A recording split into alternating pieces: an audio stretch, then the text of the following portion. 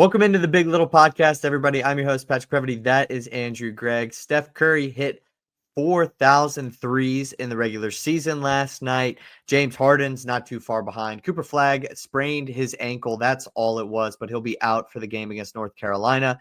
So we're going to start with his injury, and we're going to start with what that maybe means for the rest of his career, the rest of his college career.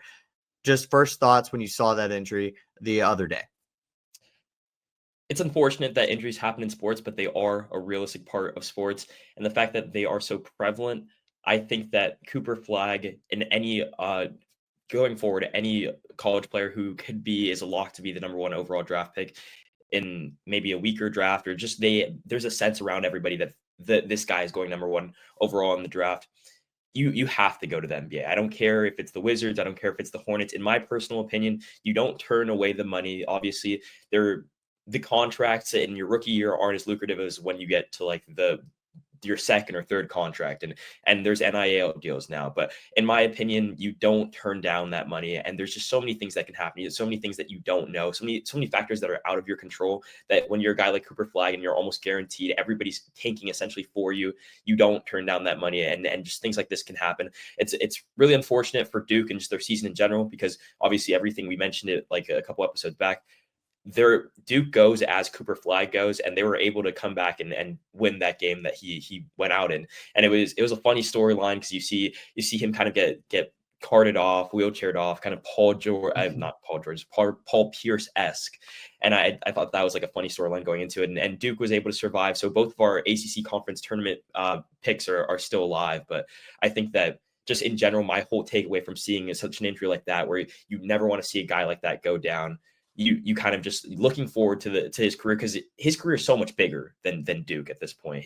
Like obviously we're looking forward to him being one of the better NBA players that we've seen. So I just don't think that if you're in a position like that, it should be a thing where you're turning down and possibly, because there's a worse team. There's always going to be bad teams drafting at the top. That's why the teams at the top of the draft are drafting so high. They're drafting because they're not good this season. They need somebody to take them to the next level. So there's always going to be bad teams. You're never going to find maybe the perfect fit that you want. If San Antonio gets the first overall pick, I don't know, that could be a pretty good spot. But in my personal opinion, you don't turn down the money. You go to the NBA.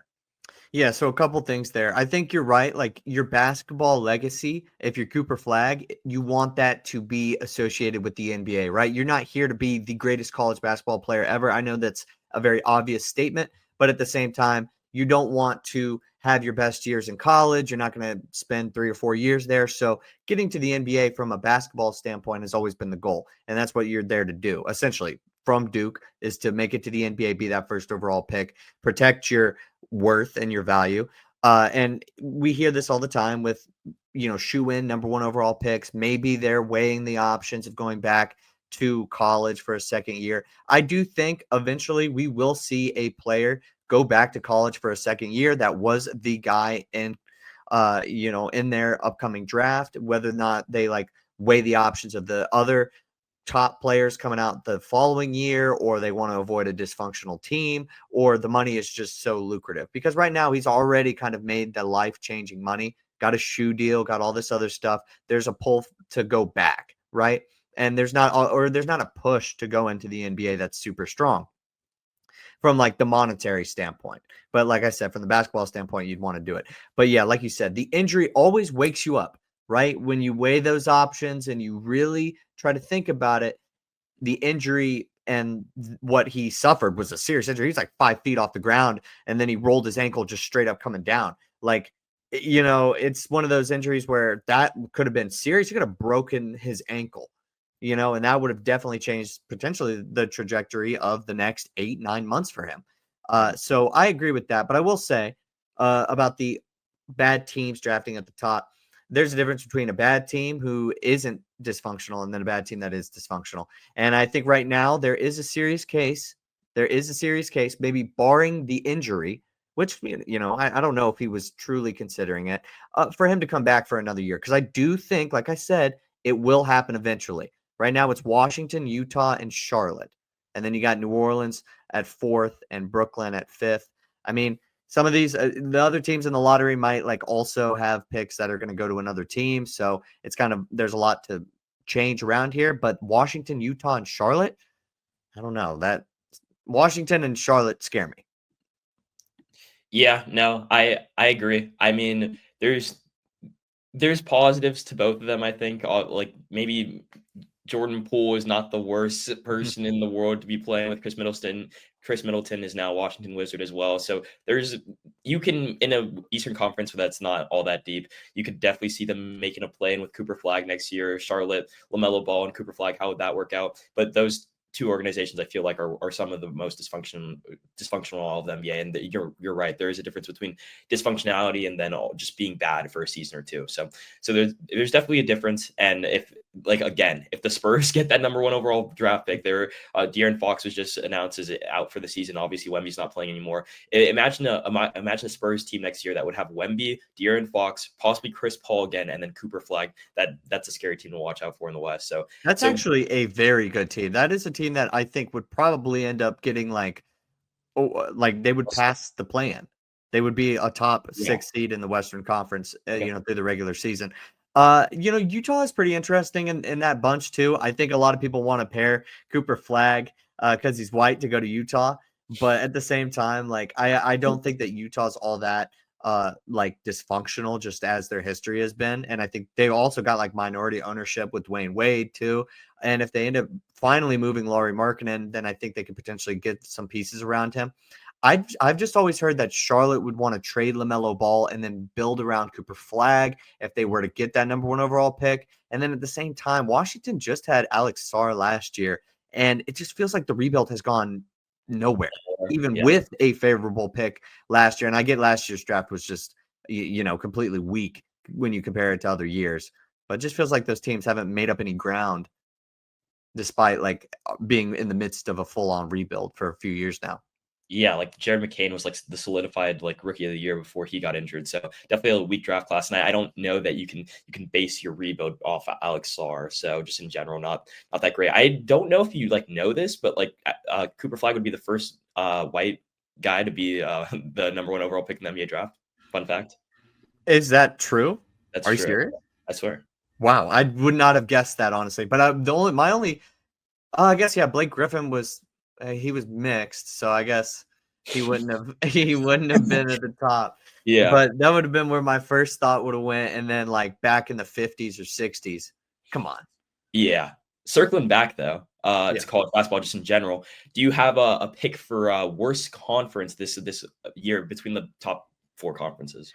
Well, I think now with especially if like Cooper Flagg cannot return at all for like the entire tournament, I think the eye is going to be on the ACC. We mentioned it just a second ago, right, where our pick was still alive for Duke to win the tournament, to win the conference tournament, the ACC tournament. But if you look at March Madness, how far can they go without Cooper Flagg? Probably not all that far. So then when we look at the ACC as a whole, especially after you hear some comments made by other coaches in different conferences, it's kind of like lacking, right? People noticed it. It's been a full year now of completely down play, and you're seeing other conferences such as the SEC, Big Ten, which we shouldn't overlook too. I think you're going to get into that in just a second, but like we shouldn't overlook those conferences either. They've been super strong. I think out of like the main conferences, the ACC is definitely has to be in last place. Yeah, I'd agree with you. I think the Big 12 definitely took a step in the wrong direction this year. A lot of people had them as a lock to be one of the best conferences or the best conference in college basketball. You have Houston, Texas Tech, Arizona, like Iowa State, Kansas, Baylor, all those teams. It felt like a lot of them had down seasons. Kansas, obviously, most notably, only went 11-9 in conference play. They finished with the 21-12 record. Iowa State had a really good season, at probably better than a lot of people were expecting. But I mean, like they got up there in the rankings and then kind of they weren't all that great during conference play. They were only 13-7, only 6 games over 500. BYU had a really surprising season. They ended up in the final rankings as well. But I mean, the Big 12 definitely regressed, at least from the fact that a lot of people thought they were going to be the best conference in like all of college basketball. And then I just want to kind of rehash what you said on the ACC. I mean, you look at the top 4, it's Duke, Clemson, Louisville, Wake Forest. And then after that, they don't have a single other team ranked. The next best would be North Carolina. They went 13-7 in conference in a weak conference play this season. They weren't very good just as an overall team. Duke, it was like very top heavy. Duke, Louisville, and Clemson were like the three that stood out. They went Duke went 19-1 in conference play. Louisville went 18-2. Clemson also went 18-2. But then after that, there was just like no depth in the conference at all, which is really surprising for one of the best conferences. Duke and North Carolina typically always carry, but like that conference had little to no depth all season, and it was just really surprising to watch. I didn't think that they were going to be the ACC was going to be the best conference, but they definitely regressed. And if Cooper Flagg didn't go to Duke, then they would easily, there would be no conversation like this. Like the ACC would not be. There's a big gap between the Big Ten had a resurgence this year. I think they finished with 7 or 8 in the top 25. The SEC had 4 of the top 8 in the last ranking. So, I mean, yeah, the ACC just was not that good this year. Yeah, so here's what Nate Oates said about the ACC. This was just over a day ago, I believe. We've had more top 25 wins in our last 7 games than every ACC school did the entire season. I don't know if that can be fact-checked completely, but I think at the same time, it just shows like what the reputation is this year about the ACC. And I think we're both in agreement that they just haven't had it this year. And the rest of college basketball, the other conferences have definitely caught up. Mm-hmm. No, 100%. That's essentially everything I had to say on that. But okay, all right. More college basketball talk. It's conference championship week. We're moving into Selection Sunday. Obviously, there are a lot of good games that happened. I personally had 2 that I really wanted to cover, starting with Xavier versus Marquette. 2 really good endings for 2 separate reasons. Marquette versus Xavier was from the betting side. Obviously, I run a show called Bets, and then I also I throw a few dollars here and there as well. Xavier versus Marquette, the spread was 2.5. And then you go into that game. Marquette is winning pretty firmly. The game was over. The game was well in hand, right? And then there's a made free throw. Then they throw the ball, and the spread is 2.5, by the way. They're down 5. Xavier's down 5. And then their leading scorer, I think he had 38 points, Ryan Conwell, makes a 3 from about 35 foot out with no time left on the clock, beats the shot clock, covers the 2.5 spread. A lot of people were upset about this. A lot of people were hyped about it. It depended on what side of the spread you were on. But Marquette just barely loses the spread battle, I guess you could call it, because of the fact that Ryan Conwell decides to chuck up a 3 from 35 feet out. I know a lot of people weren't happy about it. It happens all the time. Usually it doesn't affect the spread, but when the spread is 2.5 and you're up 5 and then the other team chucks up a 3, it's so depressing for the other team. That Ryan Conwell ended up finishing with 38 points, 7 for 11 from 3. He had a great game and Xavier's lost, but it's always funny to see like when or depending on what side you are, it's funny to see when something like that happens, because on one end somebody's probably crying and on the other end somebody's hype celebrating. So I just thought and it was just an overall really good game. I said Marquette had it in hand, but that was like towards the very end. It was a back and forth game throughout the whole game. There was 94 points scored in the second half. Just a really fun game to watch, and that's why you like March Madness, or just the concept of March and the conference tournaments. You get great games like this all the time. Yeah, and another great game was the Stanford-Louisville game that we just had. I believe, what was that, last night? I think it got a little bit overshadowed by the call of the game when the announcers almost rooting against them. But I mean, it was still a really great shot. I'm looking at it right now, actually, on my phone, and shooting up the 3, almost getting fouled, and then getting the rebound after it was just kind of jumbled in the middle of the paint. Getting it back out and then making it at the buzzer. That's just such a great moment for Louisville, and then kind of a heartbreaking moment for Stanford. But that is what March is all about. It's going to create those heroes, and then it's also at the same time going to, create those losers. Some of the other members of the team are cheering, and then on the opposite team they're crying. So yeah, and I mean, Stanford just did a good job to bring that game back to a game, just in general. Stanford was down 8 with less than 2 minutes left to go. They have a 3, make it down 5, and then they force a couple turnovers. Chucky Hepburn, who was actually the guy who made the shot at the end, had a turnover on the possession before, which is what put Stanford in the mix of that game. And then obviously he redemption. This is March. The fumbling around with the basketball, and then it just falls to him. Really, like I don't really. It didn't seem like anything really happened. Like the ball wasn't poked out. Like they just Stanford lost the ball, and then it fell right to him, and then he just took a free throw line jumper, or not even jumper. It didn't even leave his feet, and won the game for him. It was, and again, it's one of those games where a team, an underdog, comes back. The Stanford is one of the lower seeds in the ACC tournament. Louisville is the number 2 seed. They're always supposed to win that game, but it comes down to the wire. Anything can happen, and then you get a shot like that, almost assuredly going to overtime. And then you have the commentator screaming, "No, no!" Like it was one of, maybe not an all-time classic, but just a really fun game. And I'm hyped to look forward to games like that in the future. Obviously, we have so many games left to go, and we're not even to the semifinals in a lot of the major conference tournaments. So.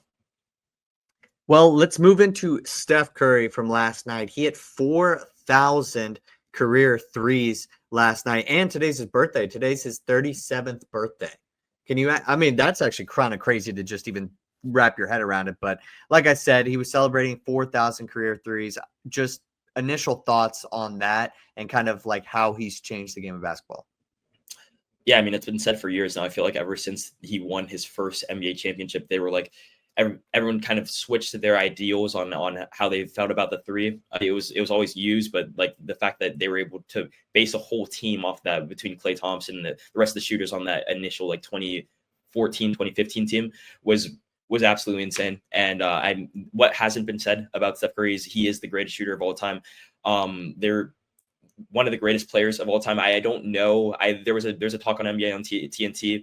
Where does he stack up in the GOAT conversation? Shaq was very adamant that he deserves a place in there. I don't know if I'd go that far, but he is the greatest shooter of all time. And I think that the debate between him and Magic Johnson is getting farther and farther away as Steph Curry ages in his career, where there's a huge debate for a couple years now that who is the greatest point guard of all time. And I think Steph Curry like continually is getting separation.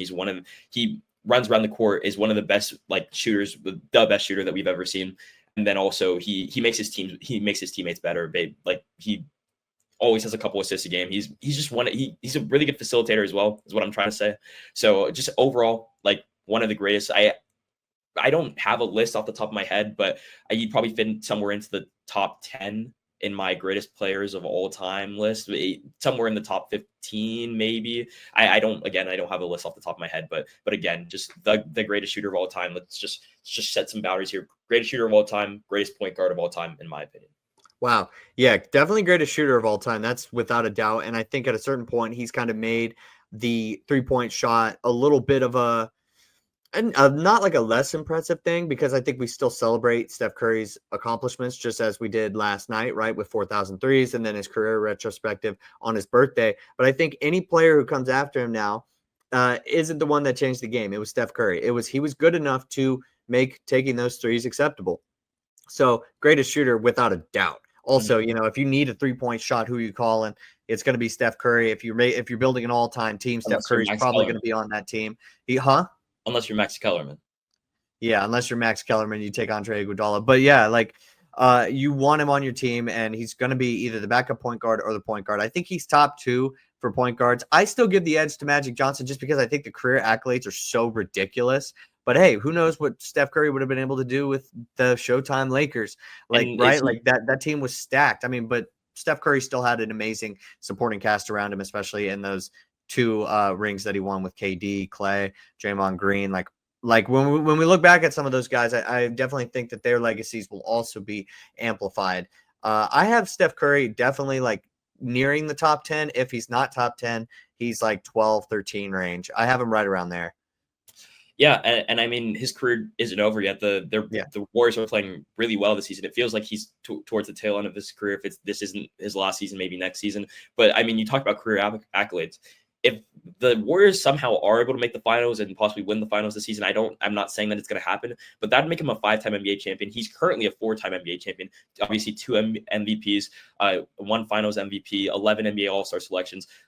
Clutch player of the year, if you want to throw that in there. He was a scoring champion twice, which is 1 more than LeBron. So I mean, like no reason to throw that in there. But yeah, I mean, just career accolades. He's starting to stack up a couple of them when you start to look back at them, because you don't like, not that many players just in general are ever going to be 10 plus time All-Star selections and 2-time MVPs, four NBA championships. He has a lot of things to his name where it's like obviously Magic Johnson has so much as well. But I mean, I was just thinking with Magic, he's got like the 5 rings, and then I think he's got 3 Finals MVPs, and just in general, he was so high up the assist, the assist all-time assist list, and I just felt like in his time, it was really impressive for what he was able to do because obviously his career got cut short, so like it's tougher to compare. But I just felt like right out of the gate, some of the legendary things that he was able to do is very difficult to match. But like I'm all for a Steph Curry, Magic Johnson debate. Like I am all for it. Like I do think it's super close. And then I see your perspective where you already think that he's passed him too. My only like I need to hold off on this is I just don't think that he's really in the conversation of the real goats. You know, because then it's like how big is the conversation, right? How many players are you including? Because like when we get into like that second tier, then I think maybe I'm here to talk about like Steph Curry, Shaq, Kobe, you know, and other great players, Tim Duncan, that aren't in that like GOAT conversation, Magic Johnson, Larry Bird, but like GOAT, like it's LeBron, it's Michael Jordan, and then Kareem, I think, is a very respectable GOAT if you're, you know, an older time, you know, kind of basketball lover. I think that that's respectable, but like I don't think he's reached that tier. So like I always try to push back on it because I don't want him to be an overrated player because that Yeah. always gives you a bad rap too. Because I still just think that Steph Curry is so great, he just doesn't deserve that title though. Yeah, no, I don't have any pushback on that either. I think that he doesn't doesn't deserve to be a part of that go conversation, but that doesn't make him not a great player. Like he's still anywhere from that like top 15 to even top 10 range and greatest players, NBA players of all time. Changed the game, but you just can't cement his legacy as the greatest player of all time, especially because in the middle of his prime, he was the number 2 option. Like maybe not in the middle of it, but towards the end of his like first prime, I guess if you want to call it that. Like Kevin Durant comes over there and he's solidifies himself as the best player on that team. So I don't know that you can be the like greatest player of all time if you weren't even the best player on your team for an extended period of time during your career. So that's just my personal opinion. That's why I wouldn't have him as my go, and that's why a lot of people don't have him in that conversation. But I mean, still, like again, one of the and he was playing second fiddle to Kevin Durant, who's also in that conversation of I don't think he was second fiddle on those teams. I think KD got the Finals MVPs, but I agree with your sentiment though, because that team was so ridiculously stacked that it should be recognized that those 2 rings at the same when we penalize Kevin Durant, we do still need to penalize Steph Curry a little bit, even though he had one before and one after. I feel like it should be noted as well that those rings are like very good, but it was truly a team accomplishment how great those teams were. I just don't think he was second fiddle just because when Steph Curry was out, that team struggled a lot. When Kevin Durant was out, that team kind of found their same rhythm that they had in 2015. And so they obviously weren't championship contending without Kevin Durant, like far from it. But I agree with the sentiment. I agree with what you're trying to say.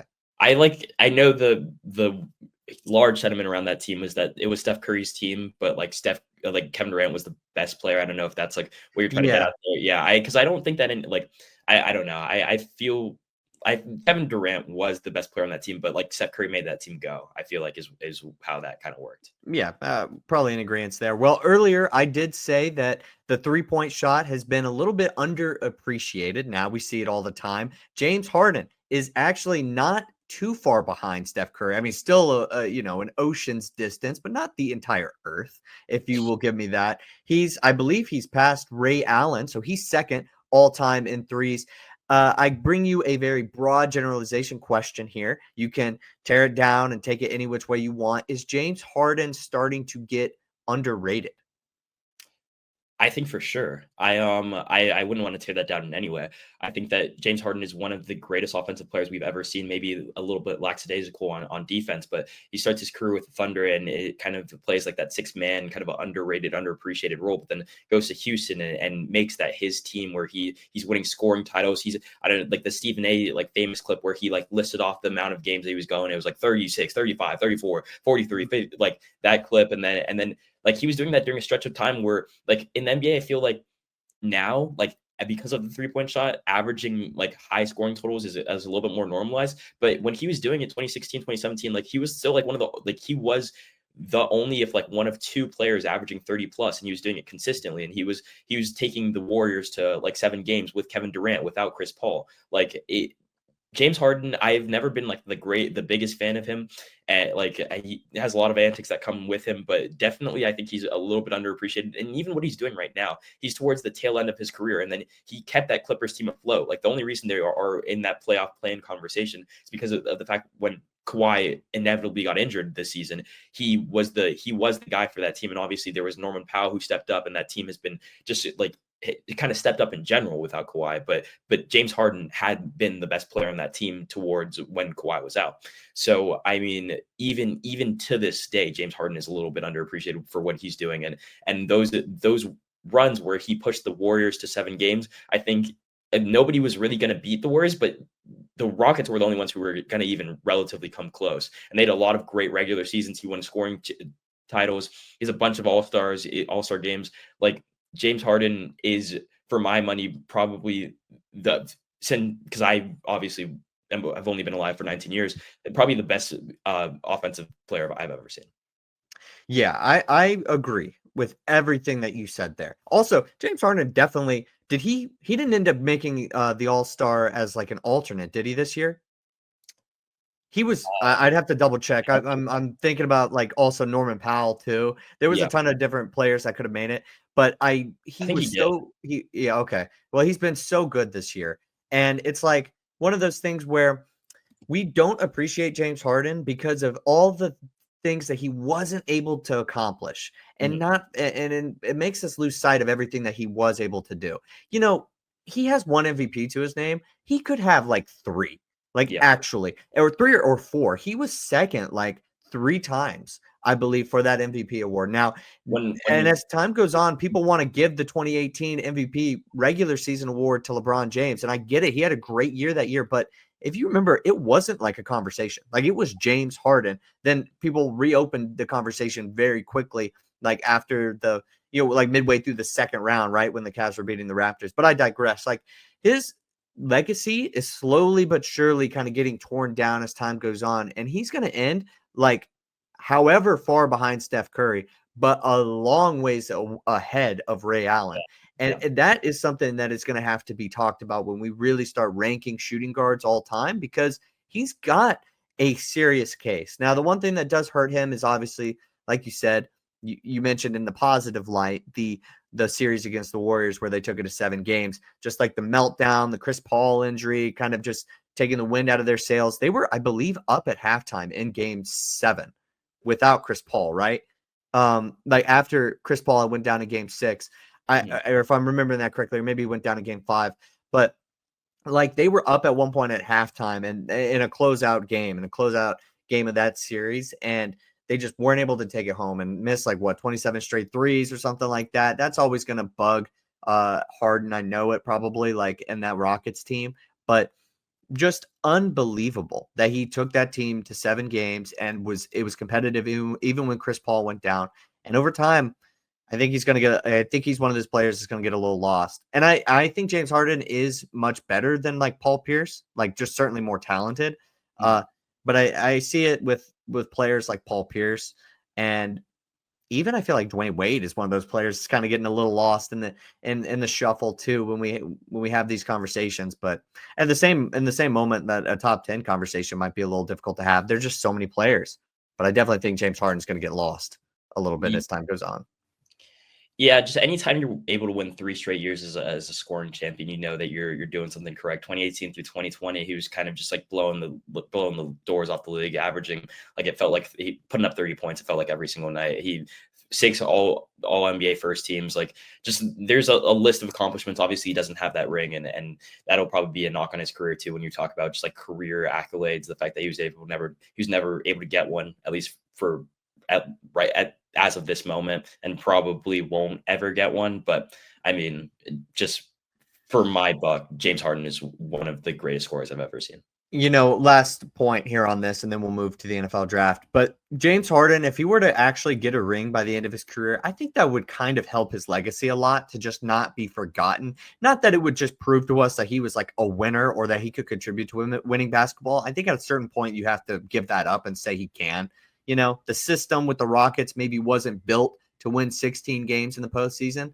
And it wasn't James Harden's fault, right? Like, he certainly had his moments where he didn't come up where he needed to in the playoffs. But when you think of Rockets basketball in the 2010s, you think of James Harden, and that's really, really good stuff.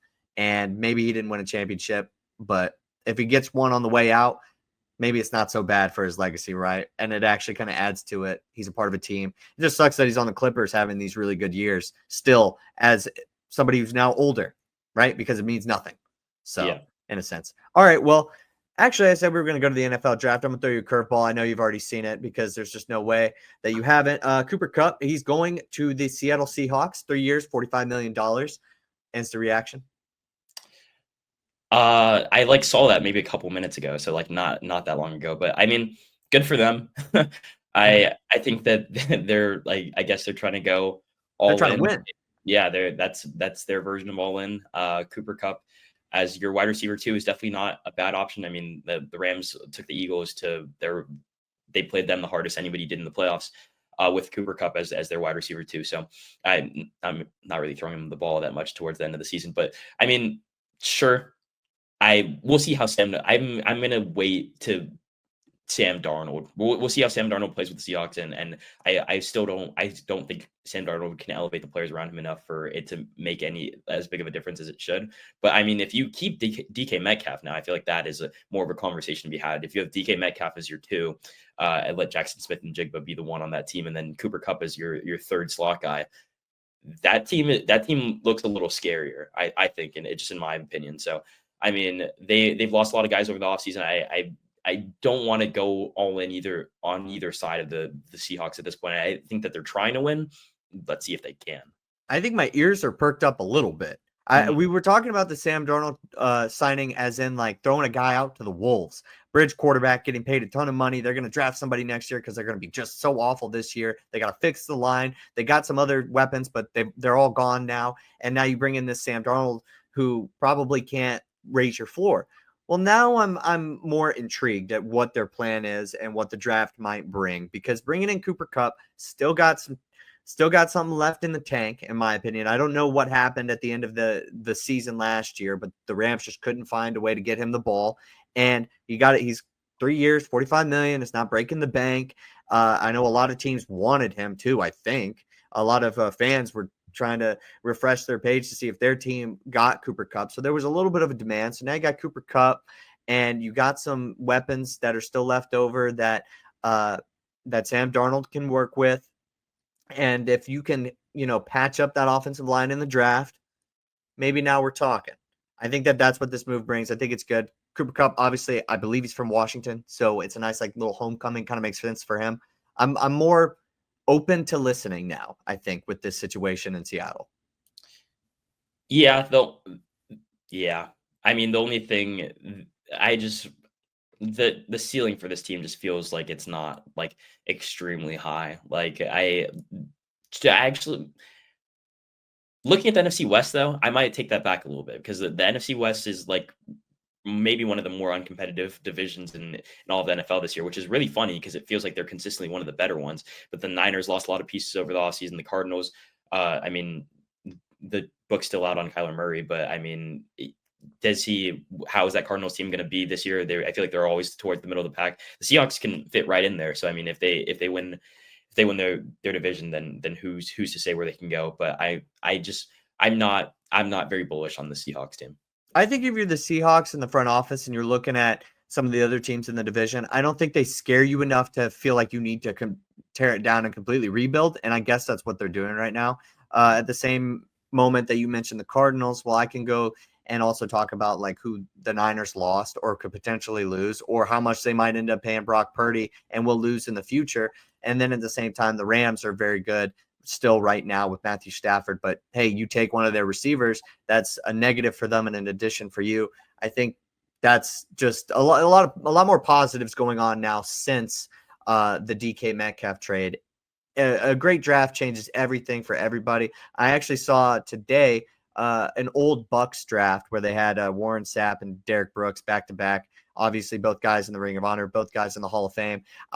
This is something I'm really big on. It takes one draft in the NFL to really hit. You hit two Pro Bowlers and a starter, your team is completely different in any specific draft. The Colts have had it in recent years. The Saints had it a while ago towards the end of Drew Brees' career. I think teams bank on it. I think they know that, and they're just going to give it a shot. I like it. I think it's good, but yeah, not drawing too many conclusions just yet on it. Yeah. I see we're going just maybe a touch long here. Do you want to hold off on? I mean, we have some interesting takes on Jackson Dart. Do you want to hold off on that for maybe something that we're more light on, and then go into speak now, forever hold your peace, or whatever works. I'm fine either way.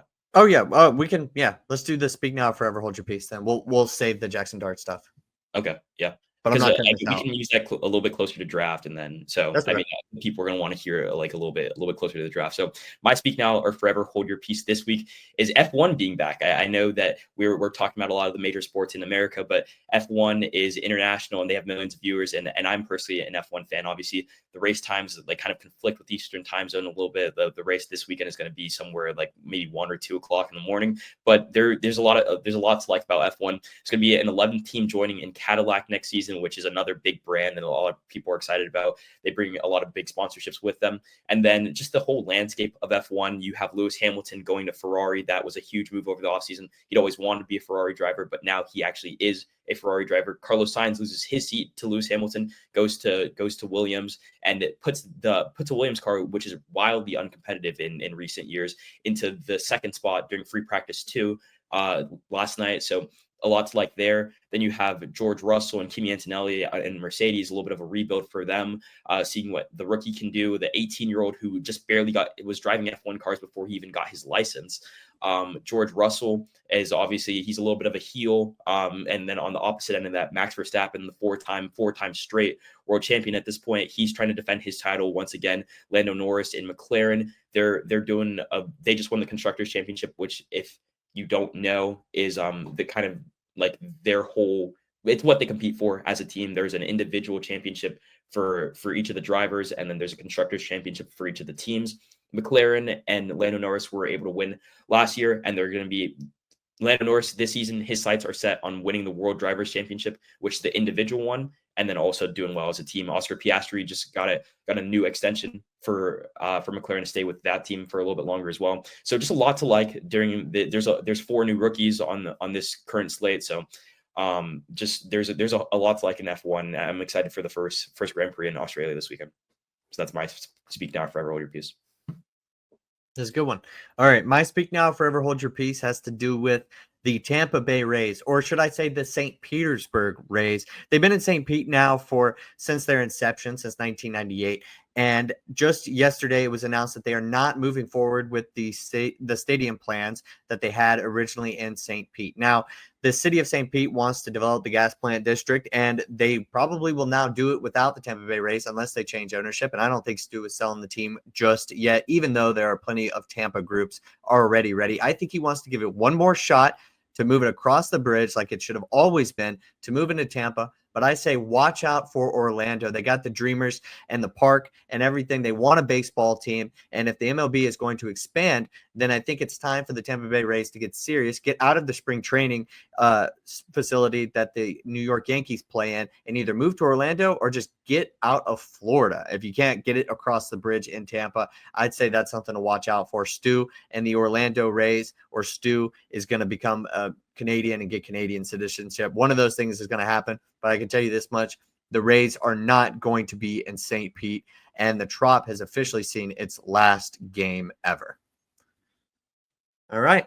You wanted to take us home? Yeah, sure. Just final point on my speak now, forever hold your peace. I actually forgot that the Kansas Jayhawks played Minnesota a couple days ago in in actually US Bank Stadium, which is really cool. It's always nice to see how a baseball stadium converts to a football stadium, just in my personal opinion, because the fact that these baseball players play so far out. I don't know, like 300 feet like looks a lot longer. Like when you're able to hit a baseball the course of an NFL football like field, it kind of just always impresses me. And the Kansas Jayhawks did that 5 times back to back to back to back to back. I just thought that was insane. That game ended up being a 29-1. I had the under 30.5 personally. So I mean 30 runs exactly. That was a lot of fun for me. But I mean, just I wanted to harp on that like just like a fun little note. Yeah, I saw that actually, like on Twitter. I was like, that is amazing. I've literally never seen that before. I don't know that it's ever happened before. That's why I Yeah. want it. Yeah. So, but that's all the time we have for you on this week's episode or today's episode of the Big Little Podcast. For Patrick Previty, I'm Andrew Greig. Have a good one. We'll see you next.